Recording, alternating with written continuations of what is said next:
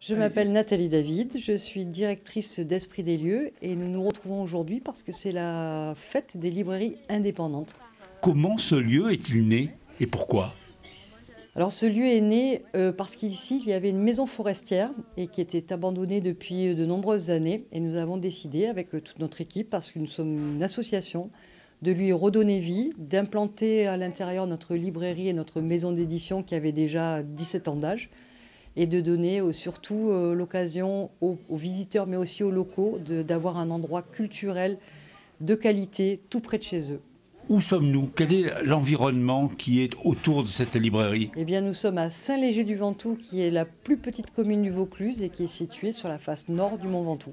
Quel a été votre parcours autour du livre? Eh bien, on peut dire que quand même, j'ai toujours aimé lire déjà d'une part, et après j'ai longtemps caressé le projet de faire des livres. Mais dans une autre vie professionnelle, ça n'était pas possible. Mais j'ai créé cette maison d'édition il y a 20 ans. Et 20 ans, je pense que ça donne un petit peu, on va dire, de profondeur et de professionnalisation. Alors comment s'appelait cette maison d'édition et quelle était la nature des publications que vous faisiez?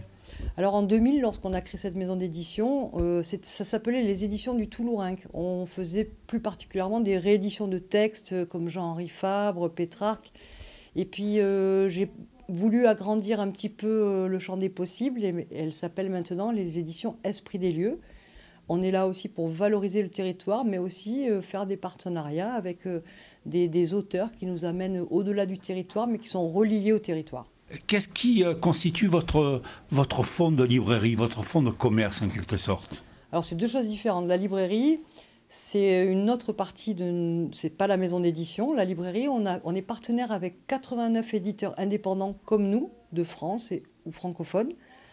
Et on a aussi, bien sûr, la possibilité pour les visiteurs de commander le livre de leur choix. Ça, c'est évident, mais on met en avant surtout les éditeurs indépendants qui, pour nous, sont des mines d'or, de découverte et de créativité.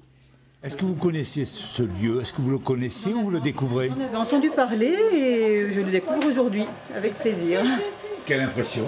Oh bah, je trouve que c'est un lieu magnifique, très différent de ce qu'on peut voir comme librairie, ça n'a rien à voir, et avec des livres qui font tous très envie.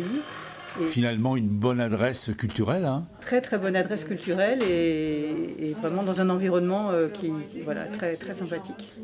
La librairie s'appelle l'Esprit des lieux. Hein? Qu'est-ce que vous avez envie que l'on retienne derrière ce nom? Eh bien, j'ai envie qu'on retienne un choix vraiment pensé, original, qu'on ne trouve pas partout, nous disent les visiteurs. Et on travaille de toute façon main dans la main avec tous les autres libraires autour. Et nous avons vraiment un fond nature, que ce soit en roman, en sélection jeunesse, en beaux livres. On est vraiment orienté nature parce qu'évidemment la librairie, elle est dans la forêt. Quel est le profil de votre clientèle? Je pense que le profil des visiteurs de la librairie, c'est des amoureux du livre, parce qu'ici on trouve des livres différents.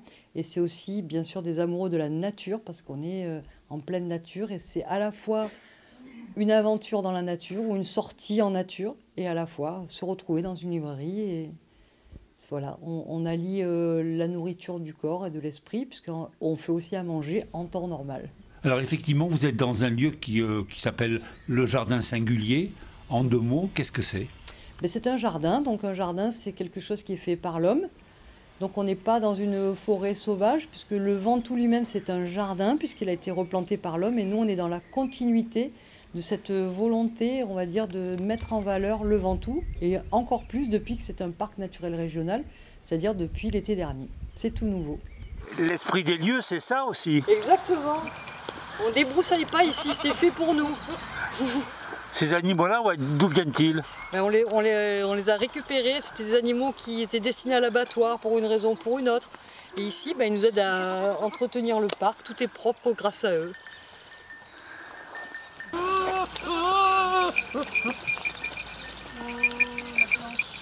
Allez, venez.